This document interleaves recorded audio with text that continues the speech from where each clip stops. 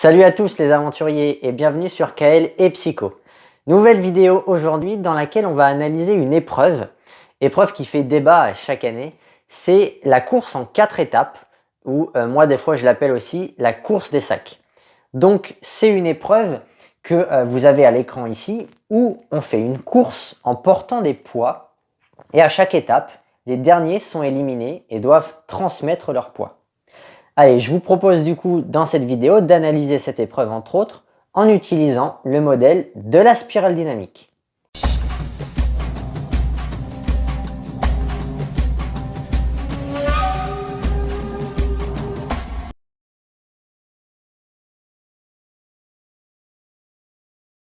Dans un premier temps, on va déjà détailler l'historique de l'épreuve.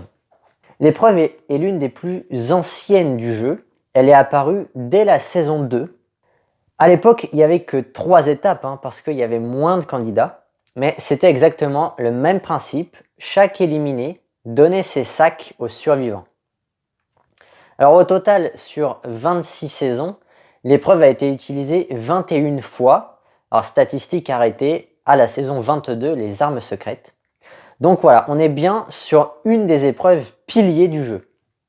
Au tout début, dans les saisons 2 et 3, c'était une épreuve d'immunité.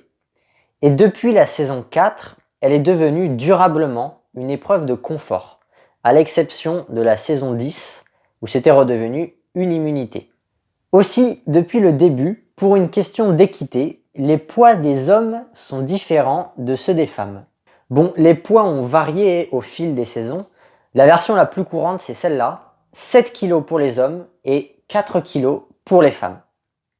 Ensuite, à partir de la saison 5, il y a l'apparition de la poutre en guise de dernier obstacle, qui devient un peu la marque de fabrique de l'épreuve.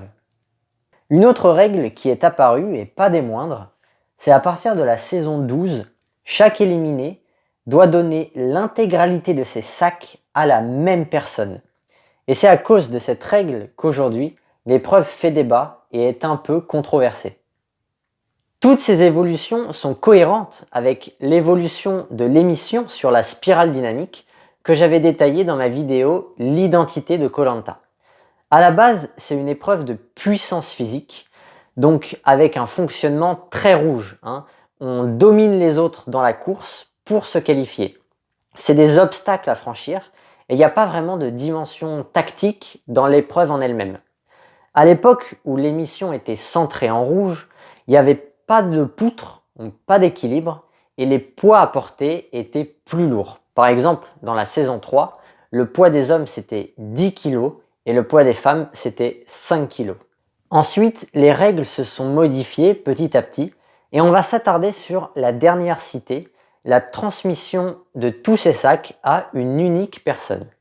D'un point de vue de la spirale dynamique, c'est une règle centrée en orange, puisque ça permet à la production de semer la zizanie entre les candidats, ça favorise les représailles, ou au moins ça fait des conflits. Quelques illustrations de la création de tensions créées par cette règle. Saison 12, on a Phil qui s'énerve de voir que les autres n'ont pas la même logique que lui, ils alourdissent les plus forts, à savoir lui. Dans la saison 14, Marc et Chantal s'embrouillent un petit peu. Saison 15, il y a Wendy qui s'en prend pour le coup assez virulemment à Alain. Dans le combat des héros, Jérémy était déçu et énervé d'avoir été chargé par Clémence. Et la scène la plus marquante, c'était la leçon de morale de Claude envers Inès dans la saison L'île des héros. Alors on voit bien que le but de la règle, c'est d'amener des discordes. Et une fois que la règle a rempli son job, la production accepte que la règle ne soit pas appliquée jusqu'au bout, comme Gabriel ou Claude, qui demandent finalement à répartir les charges. Donc Koh Lanta a toujours un bleu laxiste et instable. Les règles semblent un peu modifiables en fonction des contextes. Et ici, la notion d'équité, c'est un argument suffisant pour s'affranchir de la règle quand la finale devient exagérément déséquilibrée. Alors j'ai fait un petit récapitulatif des gagnants de l'épreuve et je vous livre ici les résultats. Sachez qu'il y a 14 gagnants hommes et 8 gagnantes femmes. Alors juste pour les plus pointilleux d'entre vous, si vous faites le compte, 14 plus 8, ça nous fait 22, alors que l'épreuve, comme je l'ai dit, n'a été utilisée que 21 fois.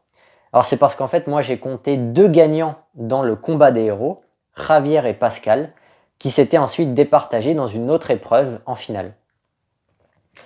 Donc, si on s'en tient à cela, contrairement à ce qu'on pourrait croire, l'épreuve n'avantage pas plus les femmes que les hommes.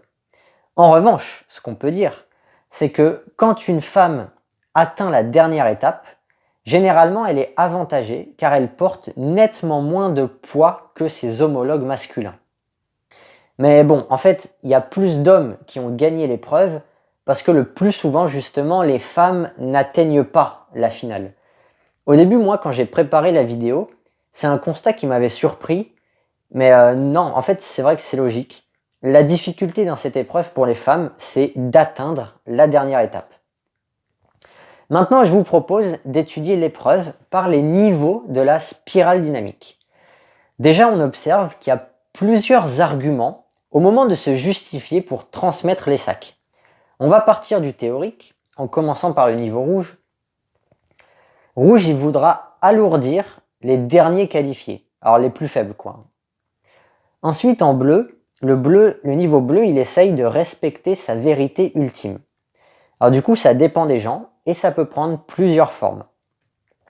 On peut décider d'alourdir les gagnants des étapes d'avant. Donc comme c'est les plus forts, ils doivent porter plus. On peut décider d'alourdir les derniers qualifiés. C'est les plus faibles, donc ils méritent une pénalité en portant plus. Alors du coup ici, c'est semblable à rouge, ce qui est écrit juste au-dessus.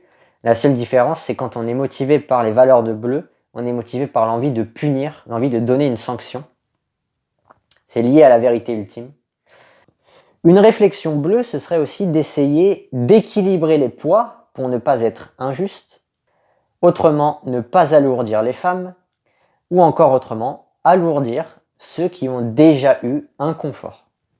Bref, on voit bien le lien à bleu dans tous ces arguments. Ce sont des arguments moraux. C'est la morale qui l'importe. Et après, on a aussi orange. Orange, comme à chaque choix, il aura une vision stratégique en donnant ses poids de manière à avoir le moins de représailles possible pour la suite de son aventure. Donc souvent, ça veut dire donner ses poids en fonction de ses amis, de ses alliés. Ou encore une bonne technique, c'est de donner les poids à celui dont on sait qu'il nous pardonnera facilement, celui qui ne se fâchera pas. Autrement, Orange s'adaptera aux autres en distribuant les poids selon les critères les plus valorisés par les autres. Auquel cas, on retombe sur les mêmes raisons que bleu, la seule différence étant qu'il s'agira ici d'un bleu de surface qui sert juste en fait d'adaptation stratégique pour éviter les ennuis. Alors vous voyez du coup comme quoi c'est intéressant. On peut avoir le même argument, par exemple, ne pas alourdir les femmes, mais avec des positionnements différents sur la spirale dynamique. On peut le faire pour des raisons bleues, ce n'est pas bien, ce n'est pas galant de donner du poids à une femme. Donc ici, c'est un comportement dicté par des valeurs d'ordre et d'intégrité. Ou on peut le faire pour des raisons orange. Ça améliore mon image de ne pas donner de poids à une femme. Et ici, c'est un comportement dicté par des valeurs de succès et de pragmatisme. Voilà pour ce qui est du choix des perdants qui doivent transmettre leur sac. Je voudrais maintenant revenir sur la perception générale de l'épreuve à cause de la règle qui stipule que la totalité des sacs se doivent d'être distribués à la même personne. J'ai fait le même exercice que j'avais fait dans mes vidéos sur les valeurs dans Koh Lanta. J'ai fait une description théorique de la perception de l'épreuve de chaque système de valeurs. Regardez ce que pense le niveau rouge de cette épreuve.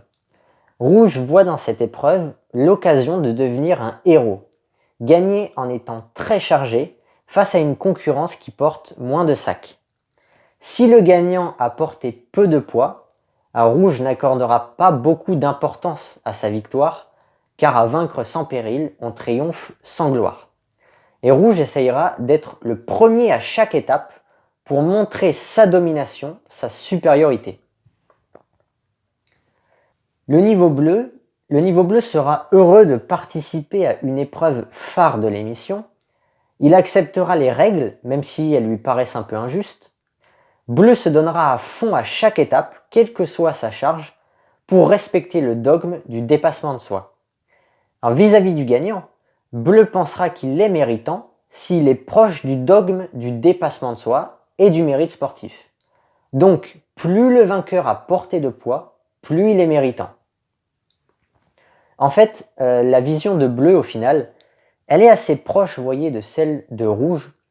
Et ça vient du fait que la vérité ultime dans Koh-Lanta, elle est basée sur le mérite sportif. Mais même si les visions sont proches, elles sont issues quand même de systèmes de valeurs différents. Rouge, il valorise une victoire avec beaucoup de poids parce qu'elle est synonyme de domination. Et Bleu, en fait, c'est parce qu'elle est en adéquation avec ce qui est jugé bien par la vérité ultime. Ensuite, on passe au niveau d'existence Orange. Orange acceptera les règles et les prendra en compte dans sa réflexion stratégique pour sortir vainqueur de l'épreuve. Il peut simuler des difficultés sur les premières étapes pour influencer les perdants et ne pas recevoir leur charge. Orange valorisant la victoire, le gagnant est méritant, peu importe qu'il ait porté beaucoup de poids ou non.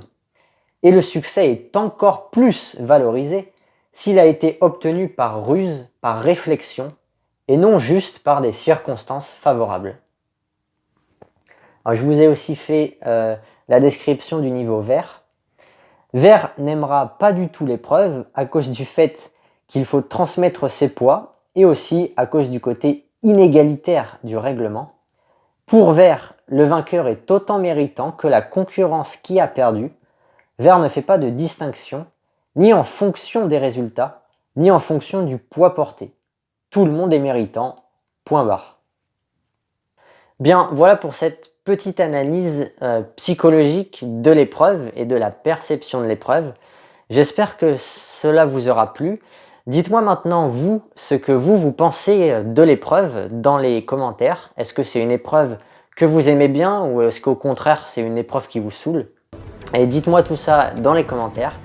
Quant à moi, je vous remercie et je vous dis à la semaine prochaine pour une nouvelle vidéo. Maratane!